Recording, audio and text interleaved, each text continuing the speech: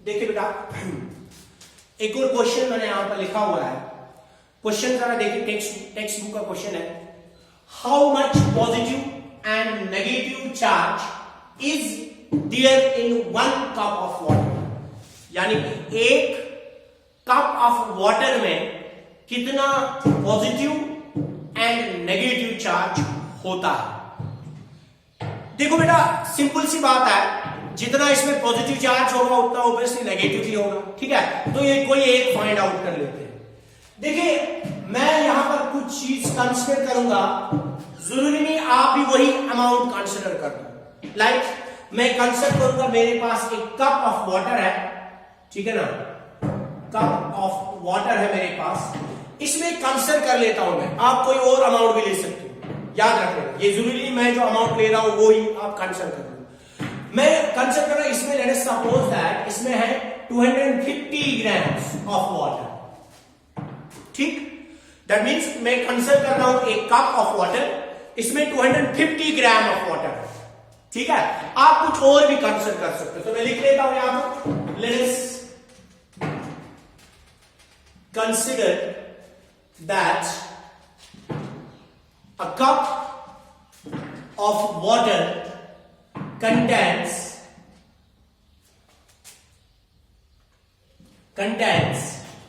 250 grams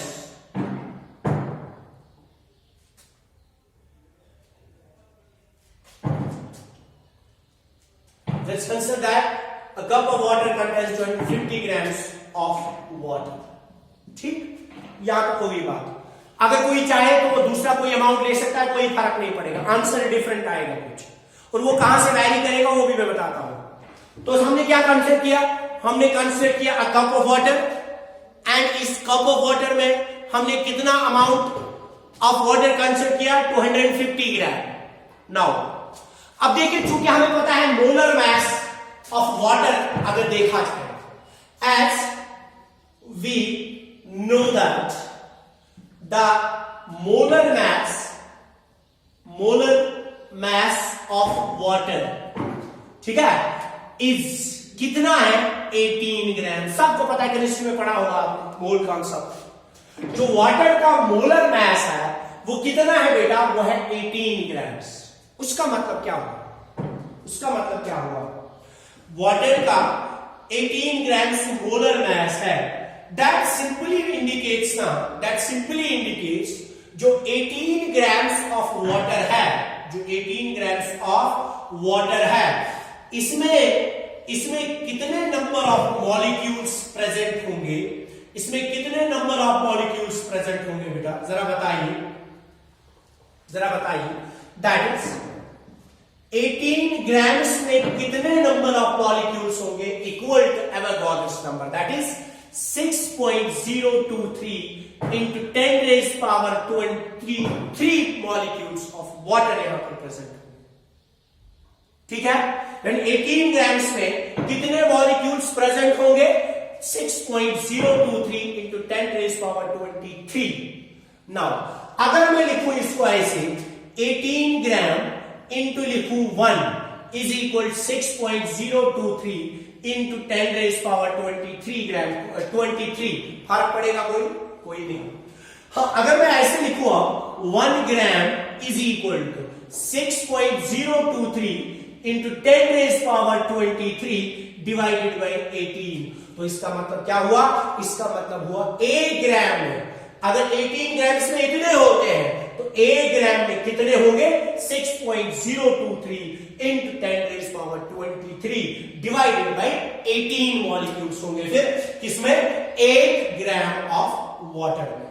now अगर 1 gram of water में इतने मॉलिक्यूल्स प्रेजेंट होंगे तो बेटा बताइए जरा 250 ग्राम ऑफ वाटर में कितना होगा, या किसी ने कोई और अमाउंट लिया होगा, उसको वो अमाउंट मल्टीप्लाई करना पड़ेगा, है ना।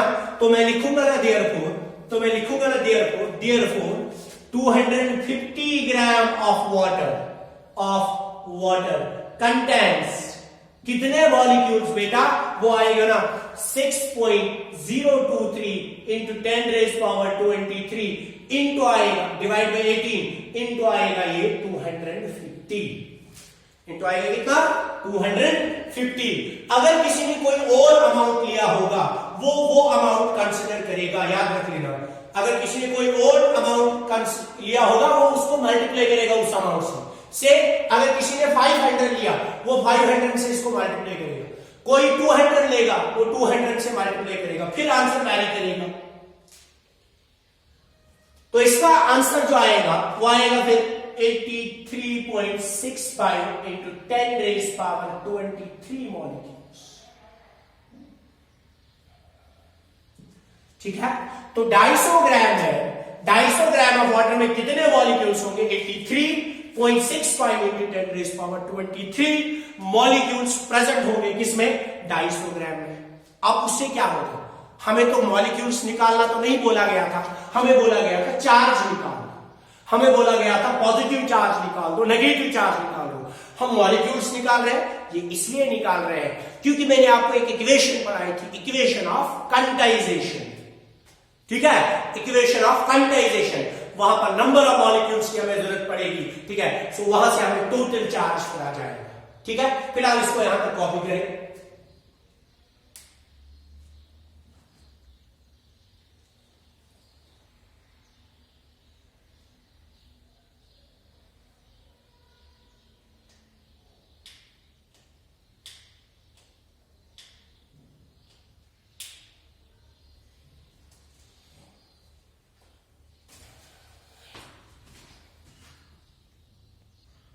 नाउ तो कितने मॉलिक्यूल्स? 83.65 into 10⁻23 molecules. अब हमें एक और बात भी पता है ना, हर एक वाटर मॉलिक्यूल में कितने इलेक्ट्रॉन होते हैं? 10 इलेक्ट्रॉन्स या 10 प्रोटॉन्स, है ना। एज मैं लिख लेता हूं, as we know that each water molecule contains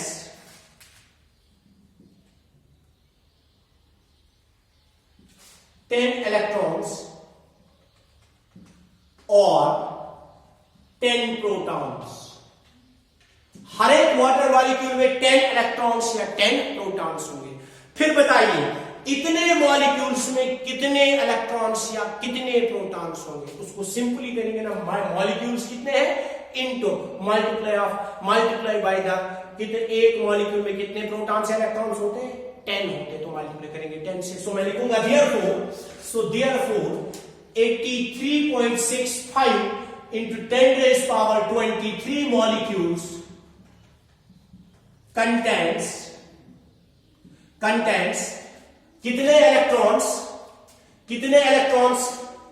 electrons होंगे इसमें, या प्रोटॉन्स कोई एक, कितने होंगे? वो आएगा 83.65 इंटू 10⁻23 इंटू आएगा 10, इतने इलेक्ट्रॉन्स।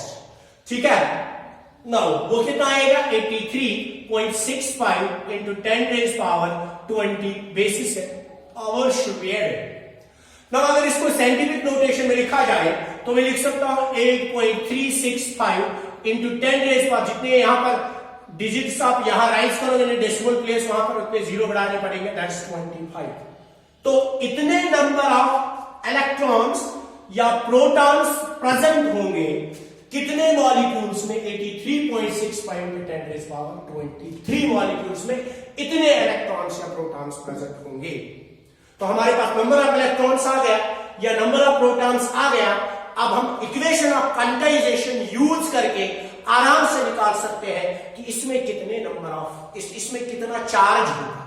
नंबर ऑफ इलेक्ट्रॉन्स तो आ गया, नंबर ऑफ प्रोटॉन्स तो आ गया, अब हम चार्ज इजीली निकाल सकते हैं। So can't I write that, मैं लिख सकता हूं therefore I can write from the equation of quantization Q is equal to N into E। So Q is equal to N क्या है? नंबर ऑफ चार्ज, है ना, कितना है? ठीक है, नंबर ऑफ इलेक्ट्रॉन्स या नंबर ऑफ प्रोटॉन्स, ठीक है, कितने हैं? 8.365 इंटू 10⁻, कितना?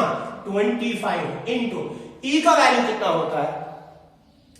1.6 इंटू 10⁻⁻19। ठीक है, 1.6 इंटू 10⁻⁻19। ठीक है, तो इसको जब हम कैलकुलेट करेंगे तो हमारा जो वैल्यू होता है वो आ जाएगा फिर 1.34 into 10⁻7, 1.34 into 10⁻7 coulomb. This is the charge,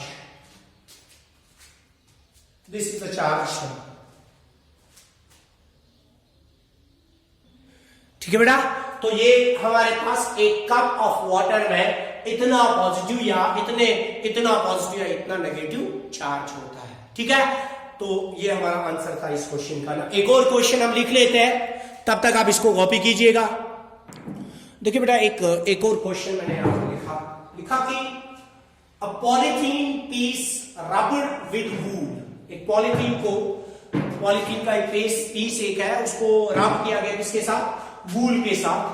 is found to have a negative charge of. इस पॉलीथीन पीस को, आपको पता है ना, by the method of charge by friction हम एक बॉडी से दूसरी बॉडी में चार्ज ट्रांसफर कर सकते हैं। ठीक है, तो वही मेथड यूज किया गया है। और एक पीस ऑफ पॉलीथीन को रब किया गया है, किसके साथ रब किया गया है, वूल के साथ। ठीक, पॉलीथीन को रब किया गया है वूल के साथ। एंड टू हैव फाउंड, इसके पास कितना पॉलीथीन के पास चार्ज है, 3 इंटू 10⁻⁻7 कूलम इसके पास चार्ज आ गया। ठीक है, 3 इंटू 10⁻⁻7 इसके पास क्या आ गया, चार्ज। अब हमें क्या पूछा गया है, estimate the number of electrons transport. फिर बताओ कितने नंबर ऑफ इलेक्ट्रॉन्स ट्रांसफर हुए। ऑब्वियसली बात है, कॉमन सेंस है। देखिए, ये मान ले ये पॉलीथीन है, ये मान लो ये क्या है, हमने इनको रब किया ना तो चार्ज ट्रांसफर होगा। ठीक, अब बोल रहा है कि पॉलीथीन पे कितना चार्ज है, 3 इंटू 10⁻⁻7 कूलम। लेकिन ये प्लस बता रहा है ना, चूंकि ये माइनस मेंशन करता, प्लस बता रहा है। दैट मींस इलेक्ट्रॉन्स, अगर हमें ये पूछा गया होता ना इलेक्ट्रॉन कहां से कहां तक फ्लो करते हैं, हम आराम से बता पाते। चूंकि इसके पास पॉजिटिव आया तो इलेक्ट्रॉन्स फ्लो कर गए हैं पॉलीथीन से वूल की ओर। अब जब इलेक्ट्रॉन्स फ्लो कर गए पॉलीथीन से वूल की ओर, ठीक है, इतना ये भी बता क्वेश्चन हो सकता था, लेकिन चूंकि आप क्वेश्चन नहीं है, लेकिन मैंने बता दिया इलेक्ट्रॉन्स फ्लो कर गए हैं पॉलीथीन से कहां की ओर, वूल की ओर। लेकिन अगर ये वूल की ओर फ्लो कर रहे हैं, अब हमें बताना है कितने नंबर ऑफ इलेक्ट्रॉन्स फ्लो कर रहे हैं, नंबर बताना कितने नंबर ऑफ इलेक्ट्रॉन्स फ्लो कर रहे हैं, सो दैट इसके पास कितना चार्ज आ गया, इसके पास चार्ज आ गया 3 इंटू 10⁻7 कूलम। बड़ा सिंपल सा है।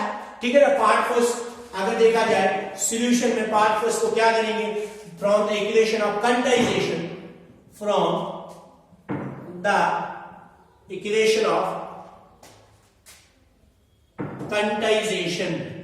तो इक्वेशन ऑफ क्वांटाइजेशन से हमें पता है total charge on a body is equal plus minus n into e. Plus आपको पता है because of protons, minus because of electrons. तो मैं यहां पर लिख सकता हूं और Q is equal to n into e. अब हमें क्या चाहिए, हमें Q तो गिवन है, E हमें ऑलरेडी पता होता है, हमें क्या चाहिए, n चाहिए। तो सिंपल सी बात है, n is equal to Q divided by E। So n is equal to, Q कितना है बेटा, Q है ना 3 into 10⁻⁻7 coulomb divided by E is the magnitude of charge of an electron. कितना होता है 1.6 इंटू 10⁻⁻19 कूलम। Coulomb cancel. ठीक है, ये इसको जब कैलकुलेट करेंगे हम लोग, तो आंसर आएगा 1.875 इंटू 10⁻12। इट्स 12। तो इतने नंबर ऑफ इलेक्ट्रॉन्स फ्लो कर गए हैं, कहां से कहां तक, पॉलीथीन से वूल की ओर। इतने number of 1.875 into 10⁻12 number of electrons flow कर गए हैं जब हमने एक पॉलीथीन को रब किया था वूल के साथ।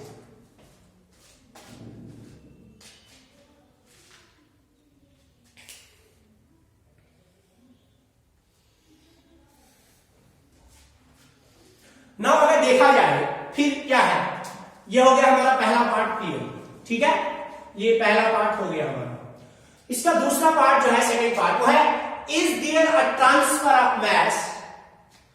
क्या जब हमने पॉलीथीन को वूल के साथ रब किया, वहां पर पॉलीथीन से वूल की ओर इलेक्ट्रॉन शिफ्ट हो गए, क्या वहां पर कोई मैस भी ट्रांसफर हुआ?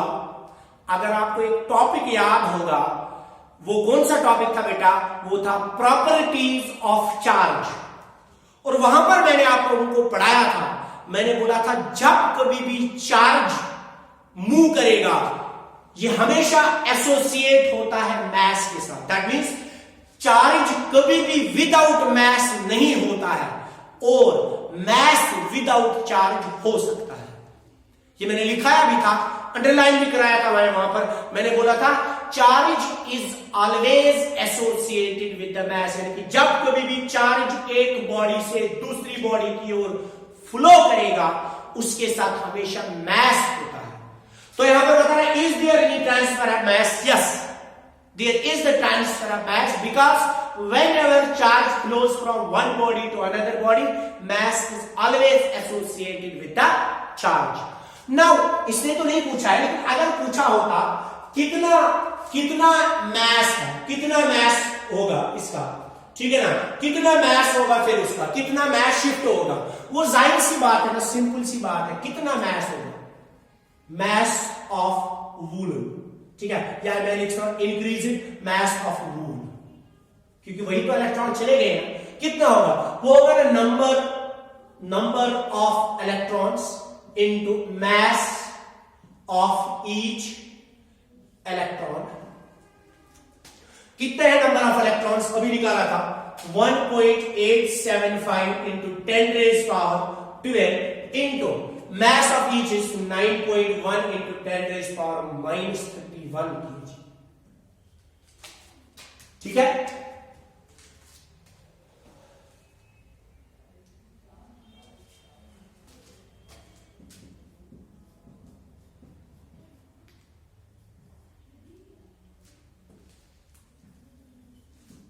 This is your answer.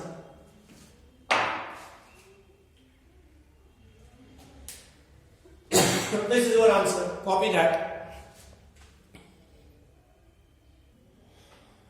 देखिए बेटा, नाउ अब मैं आपको दो क्वेश्चंस होमवर्क देता हूं, उनको आप ट्राई कीजिएगा। जैसे कल में मैंने थोड़ा बहुत आपको होमवर्क दिया था, बहुत सारे बच्चों ने मुझे व्हाट्सएप में फिर वो सेंड किया और उन्होंने बिल्कुल करेक्ट किया था।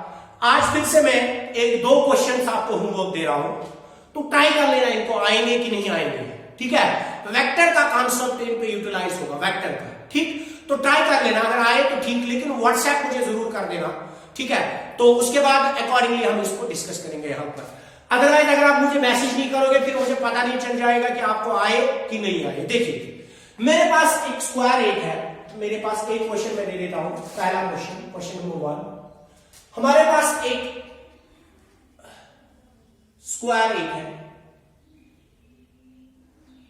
ठीक है? इसके कॉर्नर्स पे A, B, C, D, इसके कॉर्नर्स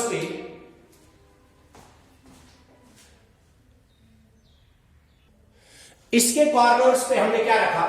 इसके कॉर्नर्स पे A, B, C, D, इसके कॉर्नर पे हमने चार्ज रखे हैं।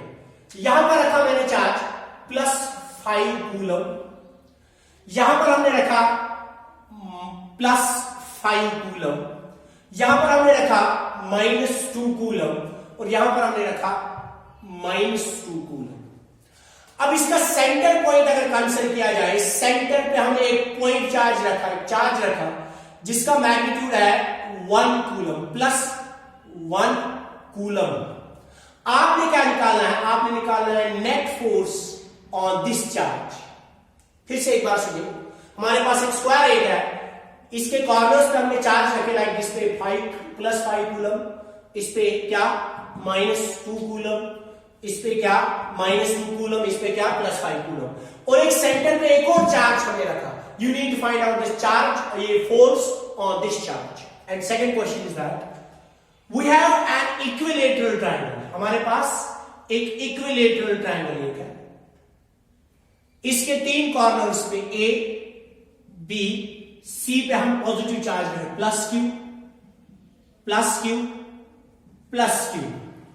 ठीक है? और इसके सेंटर पॉइंट पे, सेंटर समझते हो ना, यहां से अगर वर्टिस डालेंगे अपोजिट फेस पे, यहां से भी ठीक और यहां से भी, ये जो है ये पॉइंट है सेंटरॉइड कहलाता है। इस सेंटरॉइड पे एक और चार्ज रखते हैं प्लस क्यू। क्या रखा? Plus Q.